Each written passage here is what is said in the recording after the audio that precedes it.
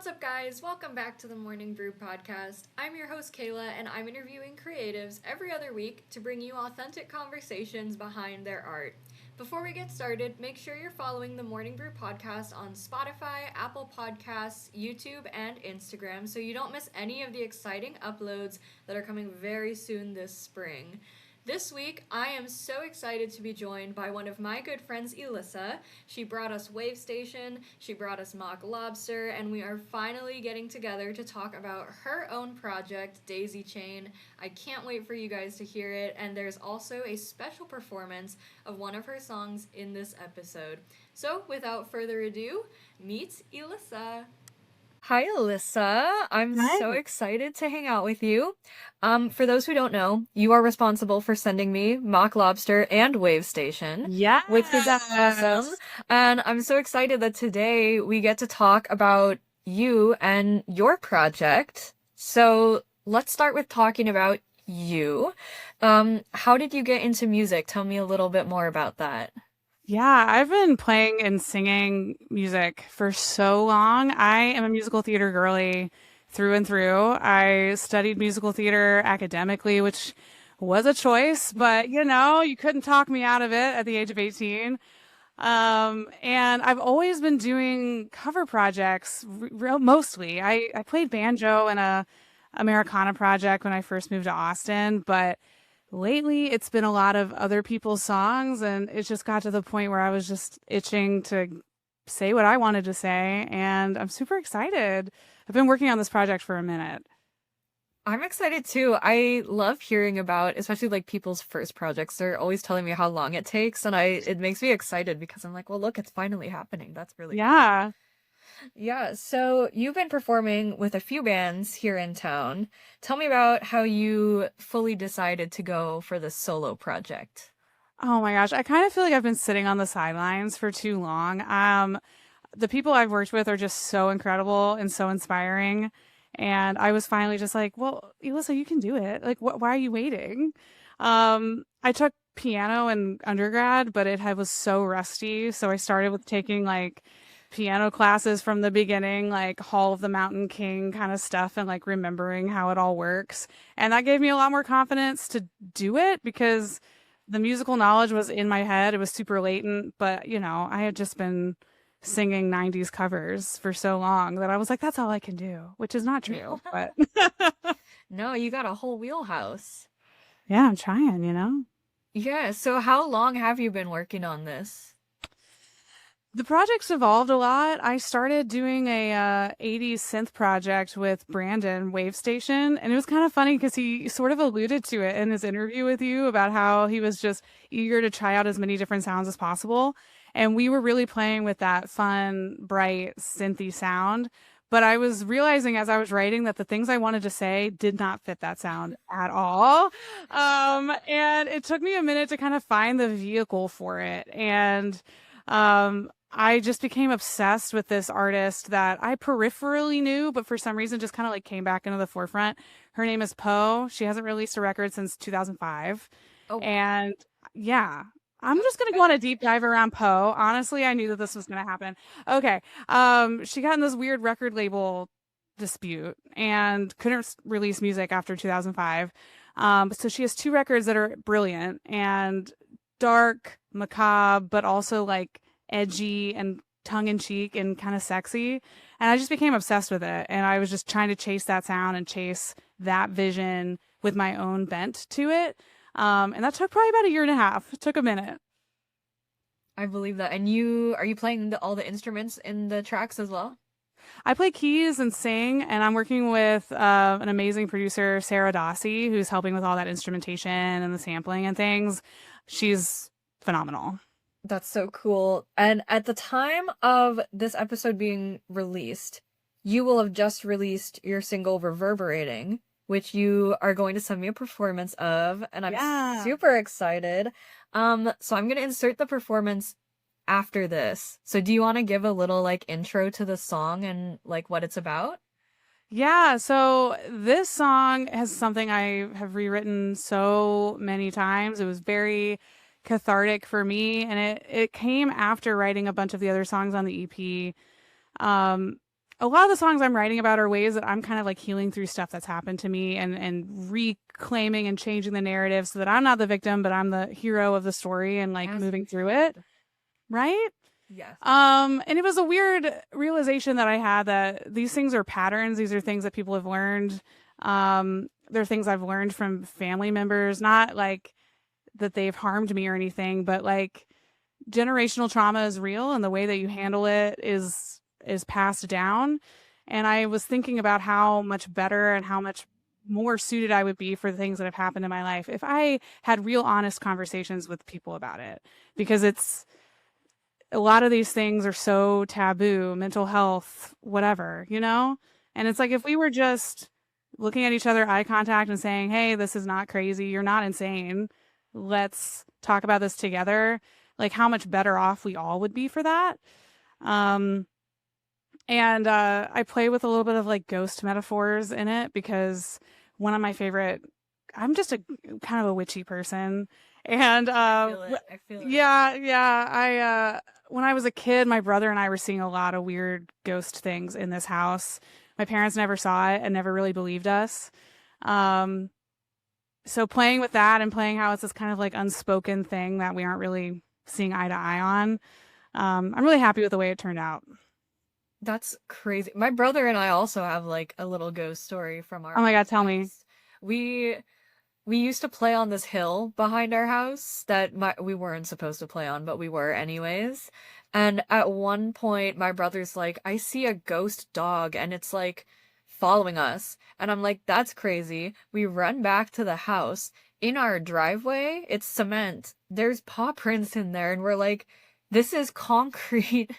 That's crazy. So then we go on Google Maps, like on the family computer with our neighbor. We're like looking up this hill. We're pulling it up on Google Maps. Literally on Street View, if you look at the top of the hill, there is a man standing with his dog on this hill. And we're like, this is actually terrifying. And there's like some weird monument on the thing that I don't know what it is. It's like a cement, like square, like building or whatever. I don't know. It's a bunch of creepy circumstances. And I'm like, is this coincidence or is this a ghost? I love that it's a ghost dog. I've never heard a ghost dog story. That's really cute. I don't even know if it was like bad or not, but the guy looked creepy. And I'm like, wow. Oh, man. Yeah. When I was growing up in Birmingham, Alabama, there was a period of time where my brother and I would see these ghostly figures standing in the hallway. And they kind of like took on the shape of different things. And one night it was my dad, a vision of my dad. My dad's alive. Like it wasn't like a ghost of my dad, but I saw what I thought was my dad. And it was like frozen, standing still, creepy. And came down for breakfast the next day and told my parents. And they were like, oh, you know, it's like a sleep paralysis demon. Like you're fine. But my brother was like, no, I saw it too. Why were you in my room, Dad? And my dad wasn't like sleepwalking or anything because it was like sort of translucent. It was uncanny valley. And then the next night I saw a woman closer to my bed standing over me saying, I'll be with you. And I was like, what'd you say? Absolutely. And then she repeated it. I'll be with you. And then I never saw anything in that house ever again. And I have followed up with my brother, like as adults, like you saw some weird shit, right? This was real. And he confirmed it. So anyway, I'm all about the like so crazy otherworldly things. I would pee my pants if someone was right there, like talking to me. Yeah, surprisingly, I haven't peed my pants yet. But you know, I love me a ghost experience. So I like hearing about other people's ghost experience. Yeah. Okay, well, now that we've sufficiently talked about ghosts, here is Reverberating.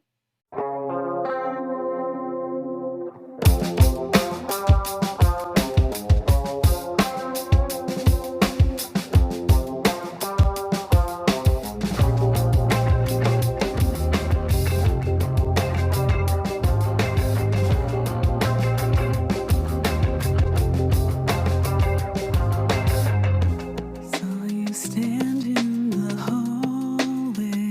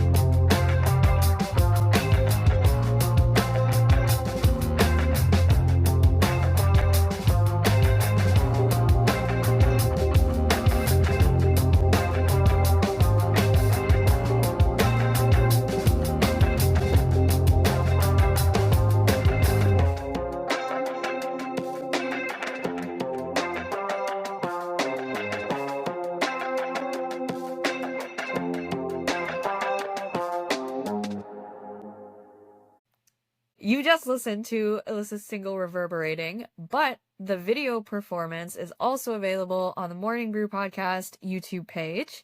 Elissa, you mentioned that there's an EP in the works. What can you tell me about this project as a whole? What is the overall vibe, and is there a story that you're trying to tell with these songs? Yeah, so the EP is called Daisy Chain. It comes out in early June.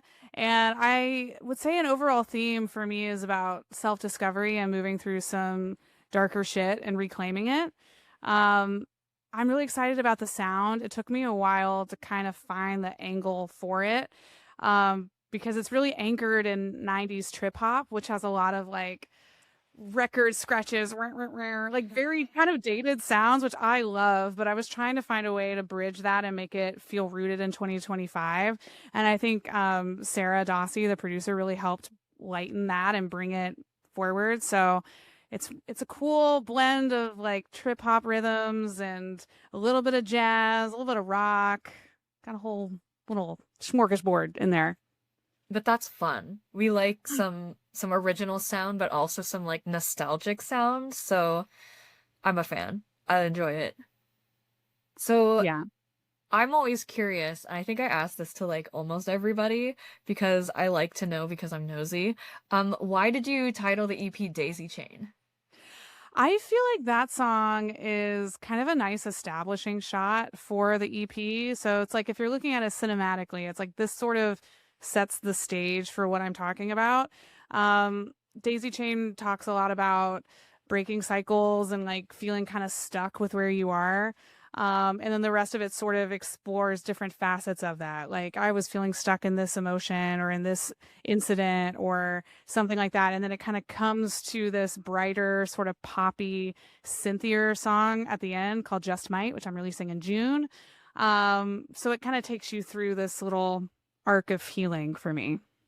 Awesome. You sent me the files to listen to, and I did. And this was Yay. the first time that I've like received some that weren't like fully finished. Like they're in, like different categories. And so I thought that was really cool because I love looking at how the process goes. So I was wondering if you would like to, I guess, break down these songs and take each one kind of one by one about how Sure. they came to be and what they're about.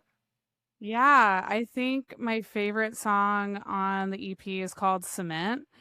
And that took on many different lives. It had this really funky, cool chord progression, and then we kind of like stripped it down and made it more groovy trip hop. But that one was the most powerful for me to write, because when, like I've alluded to, I feel like this has been a really healing thing for me to write. It's about a lot of trauma and shit that I'm kind of like pushing through. And this was the first time where I was like, I hope that what I am feeling, the person who should be feeling this is actually in that same spot. Like I'm moving past it. I'm gone. I think of that song as almost like if my words are spells, like that's what this is. And it's vengeful and it's spiteful, but it's deserved. And Yep. yeah. And I just love the idea of being like, I'm going to just pass this on back to you and I'm just going to move on with my life and be perfectly fine. I wish there was like a spell to just do, but like I want to see the results, you know? I do too. I want you to know that you're a piece of shit, and also I want to see how this affects you. Yeah, I do. That would feel really, really satisfying, but I know for my head that I probably just shouldn't. I just need to like I know, yeah. focus on me. Like that's the most healed thing, but oh my God, I would love that. That's okay. I'm just gonna write really shitty things about this person until I'm over it. Expose them in song. Yeah. On the flip side of that, I feel like Unscathed is like the track that kind of helps me get to that point, and it's just pure rage. You know, it's like, why am I the one who has to deal with the aftermath when you're just out living your life, not even worrying about it? Yeah. So I really just dive into that. Just Might is a fun little sparkly number about how I'm a late bloomer bisexual, and it's really fun. Yes, join the club. There's so Took many of me us. 21 years. Right. See, that's the thing about being a theater kid is that everyone in my circle is just a little bit gay. So I didn't Yeah. realize that I wasn't straight until I like moved somewhere and I was around actual straight people most of the time. And I was like, well, like, of course, women are hot. And they're like, are you bi? And I'm like, I don't know. I just I leave my number for women at bars, but like, no, I'm straight. They're like really cool. I just think they're neat. Yeah, they're just cool. I'm just like a little afraid of them. Yep. Yeah. But yeah, it's like that mixed with the comp het thing, you know? What is it? Compulsive heteronormativity? I don't know. But it's a fun little smorgasbord and realizing that is pretty funny, but yeah. I feel like most people are not straight. I But that's agree. They just don't know it yet. yeah, just it'll happen. Join the club. It's more fun. It is. Definitely. It took me forever to like realize that I'm not straight. And even then I'm like, everything suddenly like Oh yeah. makes sense. Like I would have people and I'm like, oh, this is my best friend. And I'm like, no, that's a girl that you have a crush on. Like, don't. Oh my God. It's I'm like, funny "You're my looking best back. friends."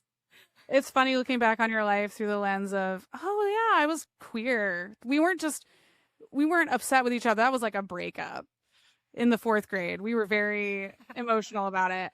What was your moment where you were like, oh, this is the word? This is so like I've been toying with the idea for a while, like starting when I was in college, but I was like, I just like I can't tell. And then it finally like clicked when Billie Eilish released her music video for Lost Cause, and it's just like a sleepover with a bunch of hot girls, and I was like, oh my God, I think I'm gay. Oh my God. The video for lunch is like, oh, stop Oh it. my God. Yeah. Oh my God. She's an icon. Yeah, she really is doing the Lord's work, helping us understand ourselves. Thank you, Billy.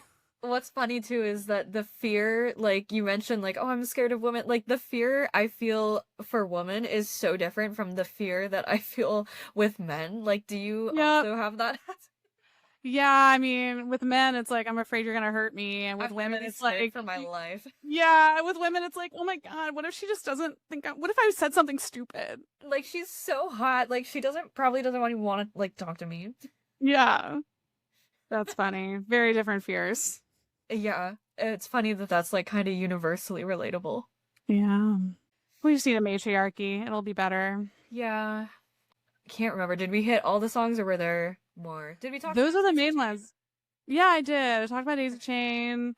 Well, I alluded to it. I like I said, I think it's like a good establishing shot for the EP, and I think it's also a commentary on how people can look at you and think that you're doing amazing, and you can really be dealing with some stuff in your head that's totally silent, and what it can look like to try to start to unravel that, cut off the metaphorical petals or like break the cables and just find new patterns.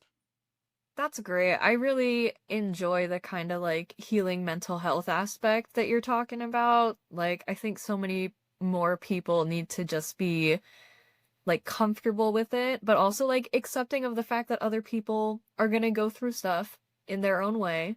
Yeah. And that's normal, I think. Yeah, very normal. It's a crazy world right now. Like, if you're not dealing with something, that's amazing. Tell me your secrets. I, yeah, my secret is, I've got therapy like every other week. Yep. Sandra. Love it. And I think you mentioned, but correct me if I'm wrong, Daisy Chain will also be out when this is released. Is that, or Yes. the song? Yeah, it came out January 13th. Okay, sweet. So for everyone listening, that is a good starting point to get a teaser for this EP that I'm super excited about, which is cool. Yeah. Nice. And what has been a challenge in this process that you maybe weren't anticipating? Hmm. I'm a pretty impatient person. I've learned that about myself in this process. I'm like, oh, it's cooked up in my head. I can just do it. So that's been challenging is because the people I work with work really quickly, but it still takes time to get everything from point A to point B and coordinate it all. Um, and I think I had this feeling in my head like I was behind because this is something I've wanted to do forever, but was just honestly too scared. And I was like, well, I got to make up for lost time here, which is a lie. But um, that was one thing that I found more challenging was just trusting the process and, letting it happen when it happens. And it was worth the wait. I've collaborated with a lot of different folks in the process of trying to find the sound, and they were all wonderful and had really cool ideas. And it would have been a sick record, whatever we made. But I'm so glad that I waited to find something that totally clicked because it took me a minute to kind of find a way to verbalize what I was trying to create. That makes sense. I think we're actually the same person because I too am so impatient. Yeah. And a lot of the projects that I work on, everyone's like, just trust the process. Like it'll happen when it's time. And I'm like, listen, I have trust issues. Well, I'm not good at like letting go of things, but I am sure that when it's like done and you're like, this is my child, like I'm sure it's gonna be so awesome and I'm super excited for it. I'm excited for your release show. That yeah, sounds super cool. That will have been in the past for everyone listening. that is true. But I will post photos of it. Yes. Because I'm excited. I'm pumped. I've never been to that venue either, but it looks really cool. Oh yeah, Vinyl Beauty Bar is cool. It's really quirky. It's a nail salon by day and a music venue by night. Listen, they're gonna laugh at my lack of nails. Oh yeah, I just nubs. disgusting. Nubs. Yeah. I have a lyric in Daisy Chain that's you'll see me tear off my nails for a sense of control. That's literally me. Everyone thinks I like bite them and like eat them, and I'm like, no, no, no. I rip them off with my hands and then I Yeah. throw them away like a normal person. I'll get gel and they're glorious for 2 weeks maybe. And then I'm just like, gotta rip that sucker off. And then my nails are just sandpaper. So Yeah, that's the problem. I like use the what is it like Color Street, the like sticky thing that just sticks on top of your actual nail, so they still Mhm. look like nubs, and then I can peel it off like a sticker. But usually it doesn't like damage the nail when you take it off, so Oh, that's nice. good. But I also probably just have probably like little pieces yeah. of paper all I over my know it's nails. like a waste of money too, because I have it for like 3 hours. Like, time to come off. Yeah. So that's the challenging part of making this. But on the flip Mhm. side, what is kind of like the most rewarding thing and what are you most proud of? And they could be two different things, but I paired them together. Oh man. I mean, having it at the finish line at this point is super rewarding and having it be what I wanted in my head is really great. And I know this is my third time plugging Sarah and I'm just like, waxing poetic about her, but I'm really stoked. And I think it was really important for me to work with women around this team because it's a vulnerable stuff I'm talking about, you know? And there are so few women, unfortunately, who produce music and create music, which I think really needs to change. But that's been a rewarding thing is I've met a lot of awesome female artists through this process and being in the little scene in the sphere at this point is a super supportive, awesome spot. And like as you know, I've been around it. Like I have my own little music interview thing that I do on the side and it's fulfilling and cool, but being in it is very validating and very exciting. That makes a lot of sense, which I'm so excited for you. Like, I'm pumped. I'm super excited. I'll skip ahead to my Artist Ask Artist segment Ooh. because I'm always excited about this.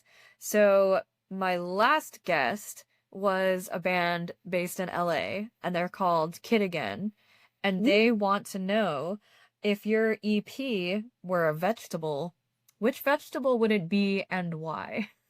Oh my gosh. See, I always have to remember what are vegetables, what are legumes, what are fruit, you know. Honestly, just bunch them all together because I don't. Yeah.